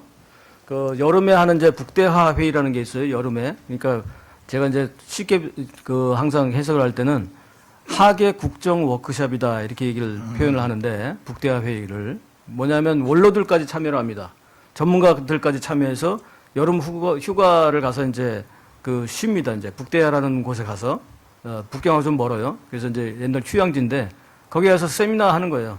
한 보름 정도 쉬게 되는데 거기에서 사실은 모든 중요한 일들이 결정이 돼요. 이를테면 덩샤오핑이 당시에 개혁기방 정책을 거기서 결정합니다. 그래서 그 북대화 회의가 굉장히 중요한데 2018년 8월 달에 7월 말 8월 초였는데 거기서도 시진핑이 쫓겨날 뻔했어요. 왜냐하면 3월 달에 트럼프하고 막 괜히 야 그냥 적당히 하자고 물러나면 되는데 붙어버렸거든. 너 300, 나 300, 너 200, 나 200 막 치고받았거든. 그러니까 거기서 일단 위험했는데 어쨌든 경제적으로 보면 트럼프가 계속해서 이익이 들어오면서도 계속 옥죄어 왔었고 예. 지금은 경제적으로 안 옥죄는 이유가 아까 제가 말씀드린 공급망 네트워크나 뭐 칩4 해가지고 반도체 동맹이나 이런 걸 지금 안 건드 거기다 막 안 하는 이유가 지금 딴 거 건드리면 되거든요. 그거는 이미 경제는 무너졌고 하나는 말씀하신 대로 트럼프가 이미 경제 정책을 옥죄어 가면서 이 새로운 라인을 만들고 있기 때문에 그것이고 두 번째는 내부적으로 중국 경제가 무너진 거는 시진핑 때문에 그래요. 금방 말씀하셨던 대로 바로 우리 우한 폐렴, 예. 코로나 때문에 그렇습니다. 그러니까 2020년부터 22년까지 시진핑이 3기 연임하면서 뭐라고 내세웠냐면 내세울 게 없으니까 하나는 먹고 사는 문제, 농촌까지 다 해결됐다. 빈곤 문제가 해결됐다. 이거에다가 전 세계적으로 몇백만 명, 어디는 몇십만 명이 각 나라마다 죽었는데 중국은 자기가 잘 주도를 해서 방어를 해서 불과 극소수에 밖에 죽지 않았다. 근데 사실 거기 엄청나게 죽었겠죠. 그렇죠. 실제로 14억 인구가 12억 인구나 11억 인구가 됐다 이럴 정도인데 아무튼 이제 그런데 3년 동안 제로 코로나라고 하는 그 명령을 내려서 모든 걸 다 막아버렸습니다. 그럼 물류가 막히겠죠? 상해 같은 이런 신천 같은 그런 물류 도시가 다 막혀버려요. 그러니까 국제로 못 나갑니다. 들어오지도 못해요. 그러면 성마다 다 막아놓고 도시마다 막아놨으니 내륙 물류도 다 망가졌겠죠? 그렇지. 그러면 공장은 안 돌아가죠? 회사를 가야 되는데 회사를 못 가잖아요. 아파트에 갇혀가지고. 그걸 3년을 했는데 경제가 돌아갑니까? 외국 기업들은 어떻게 돼요? 오더를 다 취소해서 그전에는 중국이 자신있게 얘기했던 게 뭐예요? 동남아, 인도 웃기지 마라. 여기에 전부 공급망이나 부품망 이런 것들이 다 우리한테 세팅이 돼 있어서 생산 대국의 위상은 전혀 문제가 없다 했는데 왜? 니네들은 그게 없으니까. 근데 결국 어떻게 됐어요? 중국의 부품 회사들이 전부 다 베트남 이런 쪽으로 동남아로 인도로 다 가버렸습니다. 자연스럽게 생겨버렸어요. 그 망이 갑자기. 왜? 제로 코로나 때문에. 중국 기업들도 도망가는데 그럼 국제 기업은 안 도망갑니까? 그렇죠. 투자 다 도망갔어요. 결국 뭐 때문에 그래요? 제로 코로나 때문에. 근데 제로 코로나가 문제가 아니라 그 전에 2020년 1월 달 초에 우한에서 그 북경으로 이제 성을 거쳐서 보고를 했을 때 시진핑이 딴짓하느라고 그거를 빨리 처리를 안 했어요. 바로 봉쇄 바로 시켰으면 1월 초에 바로 봉쇄시켰으면 거기서 끝나요. 그런데 그거를 그냥 자기 딴 일 하다가 늦춰가지고 그냥 이게 거기 있는 사람들이 확 퍼져나가 보니까 그때 뒤늦게 하다 보니까 전국에 퍼져버리고 이게 전 세계로 간 거거든요. 결국 그거 통치 문제인데 사실은 이게 언제 나왔냐면 11월 중순부터 코로나 바이러스가 이미 우한 쪽에서 나와서 돌아다니고 리웬양이라고 하는 그 의사가 발표해서 나중에 자기도 죽었잖아요. 잡혀 그렇죠. 들어가기도 하고. 예, 예. 이 친구가 발견했는데 보니까 이게 이상한 거예요. 이게 옛날하고는 달라서 이게 새로운 독감 바이러스인가 뭐 이렇게 해서 올려놨는데 그게 이제 윗제방에 의사들 모인 방에 올렸는데 그게 외부로 나가면서 이제 확 퍼져서 이 사람이 죄인이 돼버렸는데 어찌됐든 그때가 이미 11월 중순이고 저는 이게 이제 감지된 게 12월 중순이에요. 한 달 뒤에. 그래서 제 인터넷 방송에 그걸 이미 했었었고 그런데 이제 1월 달부터 사실 우리가 알고 있지만 그게 아니었고 어쨌든 제로 코로나를 통해서 중국 경제를 말아먹은 게 시진핑이에요. 예. 자기가 다 그걸 막아버렸으니까. 그리고 말씀하셨던 대로 이제 트럼프가 외부에서 무역 전쟁을 통해서 압력을 넣었었고 뭐 이렇게 하다 보니까 중국 경제는 지금 수치상으로는 지금도 5% 얘기를 하고 있어요. 근데 5% 여러분 아시잖아요. 다 조작이거든요. 성별로 다 모으면은 그걸 다 합치면 이게 7% 8% 될 거예요. 그러면 잘못 통계가 됐다는 거죠. 왜 그렇게 하느냐? 그렇게 해야 자기가 중앙으로 가니까. 중앙으로 올라가야 되니까 자기는 막 하는 거예요. 그러니까 이런 거고 실제로 그러면 가장 중요한 거는 국영기업들이 갖고 있는 과잉 투자, 과잉 생산된 것들이 재고가 몇십 년 전 것도 저 창고에 그대로 있어요. 그럼 그게 뭘로 잡혀 있을까요? 원가로 잡혀 있겠죠? 근데 그 물건을 쓸 수 있습니까? 시장 가격은 제로예요. 오히려 그걸 폐품 처리해서 처리 비용이 들어가야 되는데 그냥 장부에 딱 남아 있는 거예요. 그러니까 국영기업이 방대하게 있는데 그것이 우리처럼 IMF 때처럼 만약에 구조조정을 하고 털고 나가면 금방 올라갈 텐데 그걸 아무도 손을 못 댑니다. 지금까지.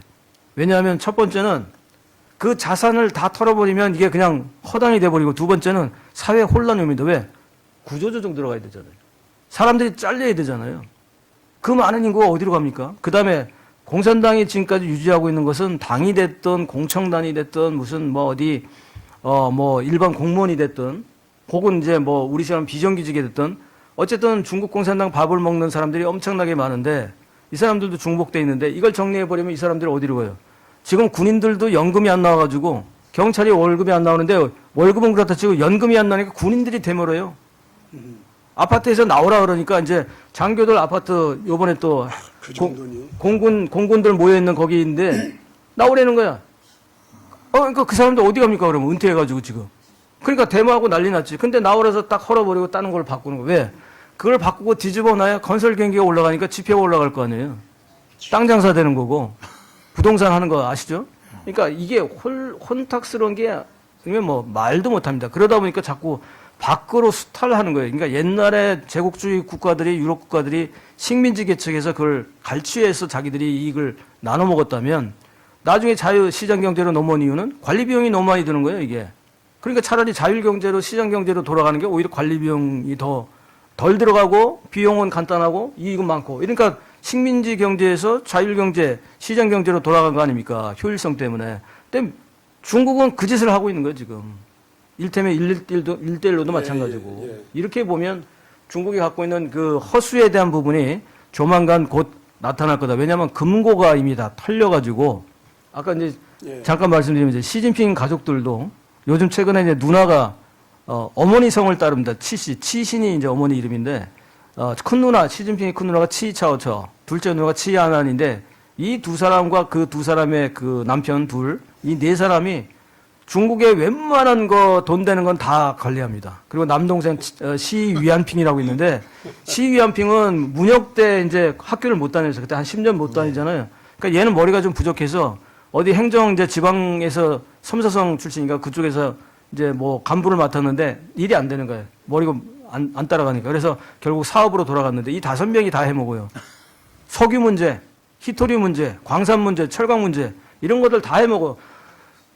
여러분 경이라고 들어보셨죠, 그죠? 조도 힘든데 우리가 사실 억도 힘든데 경 수백 경 계산이 안 나오는 그 경을 얘네들이 시진핑 패밀리가 갖고 있어요. 근데 그게 다 드러나. 그러면 트럼프가 미국에서 열받으면 마지막 히든 카드 딱 하나요. 해외 자산 다 까버리다. 까면 박살납니다.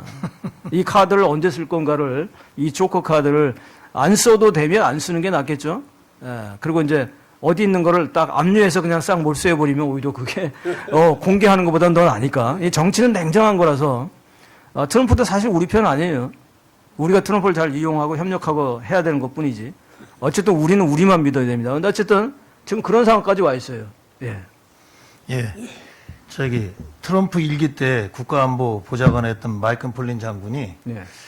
지금 모든 부정선거에 서명을 하고 지시한 자가 오바마와 그 다음에 중앙정보국장 브레넌, 예, 그 다음에 클리퍼, D&I 국장, 그 다음에 코미, FOA 국장을 즉시 처벌하지 않으면 역공을 당해서 지금 위험하다. 경착륙 시켜라. 이런 얘기를 했습니다. 근데 사실 저는 미국의 얘기를 하고자 하는 게 아니라 지금 저희가 트럼프 대통령이 이렇게 열심히 부정선거에 대해서 얘기할 때 저희 나라에서도 이게 기회인데 저는 이 기회를 잃을까 상당히 걱정이 되거든요. 근데 아까 박사님께서 이 얘네들의 하이브리드 전쟁에 역하이브리드 전쟁으로 우리가 대항해야 된다 그랬습니다. 예. 그거에 대한 소개를 좀 부탁드립니다. 제가 이제 그 아스팔트 운동을 아까도 이제 말씀드렸지만 일기는 태극기 우리 선배님들 10여 년 이상을 해오셔서 여기에 이제 1기 아스팔트 운동이라고 본다면 작년 같은 경우 청년과 시니어가 만난 2기가 되고 제가 올해 이제 2026년에는 이런 흐름이 있으니 3기 운동을 해보겠다. 자생력을 가지고. 그래서 후원보다는 우리가 사업도 연결시키면서 아주 간단하게 말씀드리면 전력부대 운영입니다. 저희 팀에 지금 새로 작년 12월 말부터 해서 저희가 준비해서 이미 팀이 완성됐고 발기인 대회도 했고 그리고 거기에 6개의 전략팀 팀장들이 있습니다. 청년들입니다. 전부 다. 이 조직에는 제가 시니어 중에서 제일 막내고 다른 이제 3분 더 계세요. 4분의 시니어 공동대표가 있고 청년 대표 한 사람이 있어요. 우리 4사람의 시니어는 이 청년 대표를 보필하는 역할입니다. 제가 분명히 보필이라는 표현을 했어요. 우리가 주도하는 게 아닙니다. 그래서 이 청년의 생각을 우리가 서포트해주는 역할을 하는데 그 밑에는 3040의 아주 스마트한 청년들이 전국에 있는 청년 중에 팀장을 6명을 뽑았어요. 이슈개발센터, 이슈개발팀, 대외전략팀, 예. 그리고 미디어 전략팀. 이거 미디어전 해야 되거든요. 이걸 또 국제적으로 하는 국제전략팀. 예. 그리고 이제 여기를 또 우리가 교육시켜야 되니까 아카데미 전략팀. 그리고 이제 이걸 전체 모으는 이제 전략기획팀이 있는데 우리 이 6팀이 뭘 할 거냐면 사업도 할 거고 인터넷 신문도 만들 거고 그래서 전략을 구축을 해서 우리가 지금까지 해왔던 운동은 지금 오늘도 전국에 우리 애국 그 우파 우리 동지님들이 활동을 하고 계신데 내일은 뭐 하지? 다음 달은 뭐 하지? 우리 3월 달에 뭐 하고 4월 달에 5월 달에 뭐 하지? 이 계획이 없어요. 그러다가 누가 뭘 하면 거기 하고 이거 하고 이렇게 해서 또 연합합시다. 연합하고. 이렇게 해서 우리가 좀 화력이 좀 분산돼 있다 해서 저희가 전략팀을 아까 말씀드린 거기서 이슈도 개발하고 이 부분에 대한 걸 미디어 전쟁으로 텍스트나 비디오로 또 만들어서 이걸 또 영어, 중국어, 일어 이렇게 입혀서 해외에도 또 뿌리고 특히 트럼프 라인에게 집중적으로 저희가 이 공략을 하려고 합니다. 트럼프 라인 쪽에다 계속해서 이런 걸 들여서 뭐 저희 같은 이제 학자들도 이제 우리 파트너들 국제관계 파트너들도 있고 국제정치 그리고 모스탄 대사 고둔창 뭐 많잖아요. 뭐 이런 분들 그다음 트럼프 라인 쪽에 보내고 제가 아까 말씀드렸죠. 재작년 벌써 2024년 12월 30일 날 제가 영문으로 트럼프 대통령한테 국제멸공연맹 만들겠다고 했고 예, 거기 한국, 대만, 일본, 미국 시민사회 엮겠다 했고 그거 요번에 할 겁니다. 그래서 하반기에 저희가 여기서 국내에서 부산에서 부산 백서스 거기에서 크게 이제 국제 대회를 하려고 합니다. 뭐 이런 식으로 이런 계획도 있고 언론사도 우리가 만들 거고 그리고 미디어 관련된 미디어 전쟁을 위한 이런 것도 만들 거고 이게 다 청년들이 하는 거예요.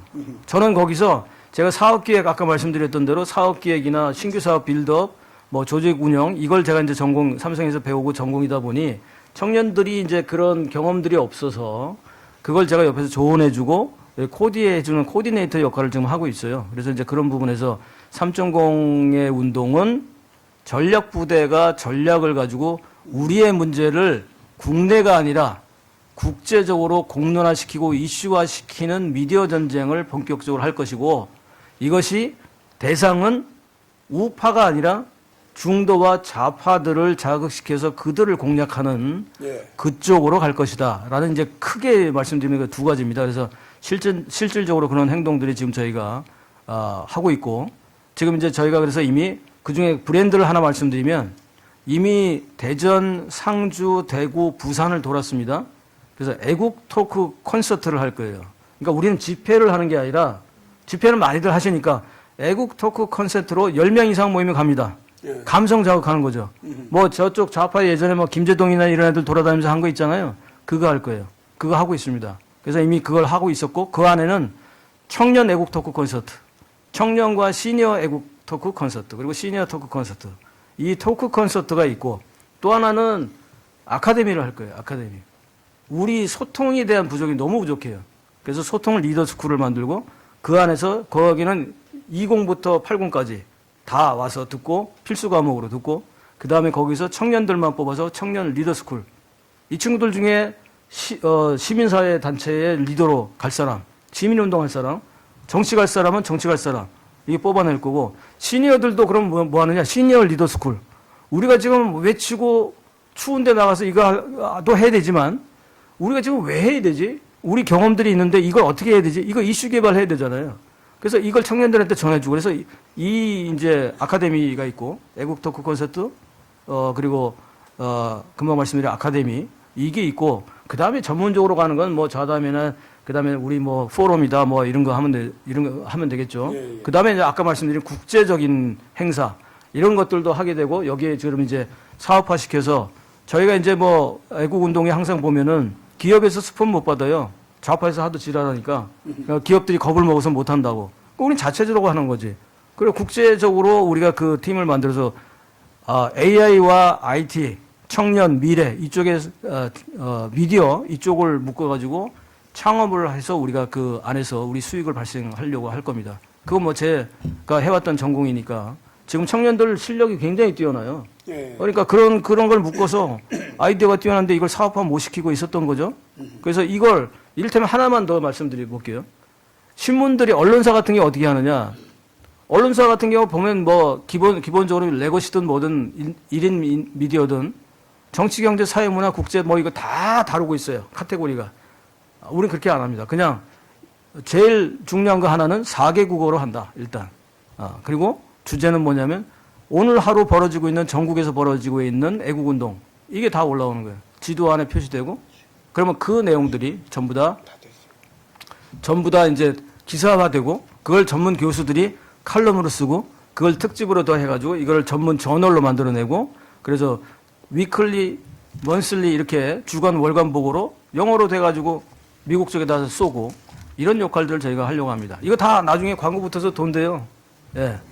이게 다 돈 됩니다. 그러면 이 돈이 차라리 다시 아스팔트 쪽에 우리가 오히려 후원해 주는 거죠. 다른 기업들한테. 예. 이런 걸 지금 준비하고 있고 실제로 이건 희망 고민이 아니라 하고 있습니다 이미. 예. 예. 예, 질문 받겠습니다. 김만모 박사님. 하나 더 이게 사족입니다. 아까 저 허드슨 연구소 이게 작년 7월 하순에 내 기억이 그 차이나 센터, 그 중국 센터의 뭐 위 박사라는 거 아마 중국 예. 그 사람이 이제 보고를 한 건데 그거 아마 7월 내가 초로 기억하는데 우리 쪽 자유한국연구원에서 이름으로 해가지고 친서를 트럼프 대통령한테 보냈어요. 뭘 보냈냐? 이제 부정선거 관련해서 지구적 스케일에서 그래서 전 세계에 지금 뭐 저희 다국적 저희 부정선거 카르텔이 지금 특히 중공이 핵심 중에 핵심이다 이제 그런 내용을 해서 영어 표현은 그거예요.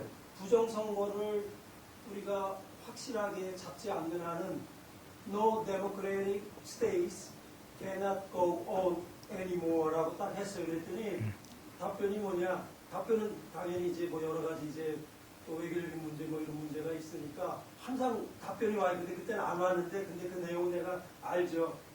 마다 그건 상식의 문제니까. 그리고 실제로 우리가 트럼프 일기 그다음에 이제 바이든 그것도 사실 잠재적인 2기지 그다음에 지금 이제 작년부터 3기인데 그동안에 계속 진행해 오는 게 소위 그 상식적인 거 보편적 인류의 보편적 가치를 계속 확보하기 위한 그런 지금 혁명을 전쟁을 지금 일으키고 있잖아요. 보다시피 그래서 가장 핵심인 것은 바로 부정선거 척결이다.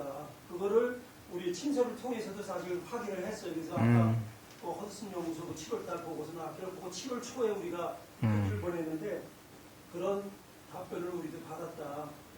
그 활동을 저희들하고 같이 하시죠. 그래서 저희가 이제 그쪽 미국 쪽 라인 특히 이쪽에 더 우리가 소통하는 게 있어야 같이 되고, 하셔야죠. 예, 이제 교수가 이제 위마우춘 교수라고, 위마우춘 교수는 예전에 폼페이오 장관 때 이제 그 수석 그 중국 관련된 이제 그 자문위원으로 활동을 했는데 그분이 상당히 많이 이제 그러니까 미국에 있는 가장 정통의 1인자라고 볼 수 있습니다. 중국에 대해서는. 그 위마춘 교수하고 위마춘 교수가 또 같이 하는 이제 미국 교수들도 허드슨 연구에서 같이 발표가 쭈루루 나왔었거든요. 그래서 이런 것들이 이제 그냥 공연불이 아니라 실제로 흐름을 대변하고 있었다라는 걸 우리 애국 동지님들도 아시고 이제 우리 당당하게 부정선거 이거 얘기해도 됩니다. 얘기해야 되고요.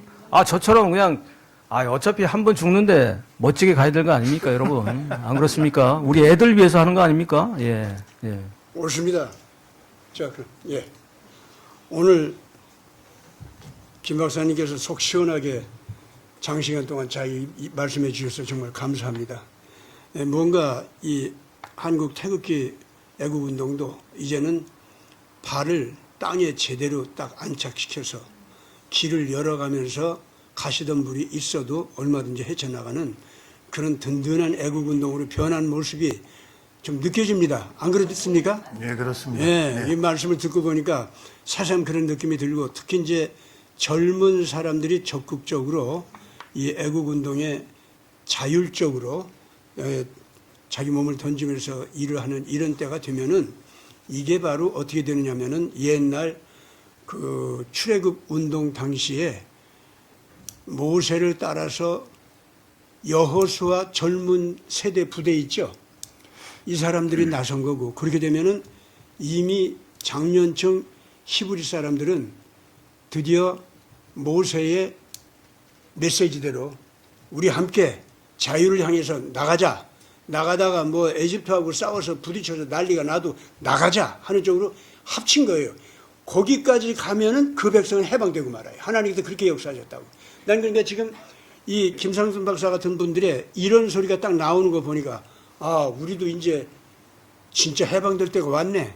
진짜 이제 홍해 갈라서서 나갈 때가 됐네. 이런 느낌이 듭니다. 자, 그럼 제가 기도하고 끝내겠습니다.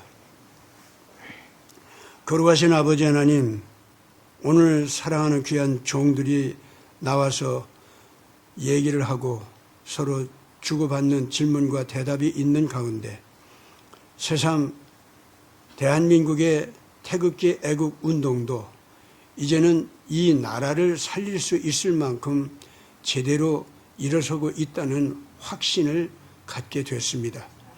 이런 방송이 나가면서 백성들은 새로운 힘으로 일어서게 하여 주시옵고 청년들은 새로 깨달아 이러한 활동 속으로 뛰어나오게 하여 주시옵고 좌파 속에 가담했던 사람들도 가슴을 치면서 울면서 회개할 사람들은 즉시 회개하고 돌아올 수 있게 하여 주시며 중국이나 북한에서 이 나라에 와가지고 악한 것들과 가담해가지고 이 나라의 참 미래를 갖다가 파괴하려고 했던 사람들도 이런 소리를 들으면서 회개하면서 정말 이제부터는 완전히 어떤 형태의 독재든지 반드시 파괴되고 심판받고 물러갈 수밖에 없으며 자유를 향해서 평화 상생을 향해서 그리고 인간의 존엄성을 지키기 위해서 일어서는 깨달은 국민들이 있는 한 아무도 이 사람들의 생명권을 뺏지 못한다는 것을 북에서 온 사람들이나 중공에서 온 사람들까지도 깨닫고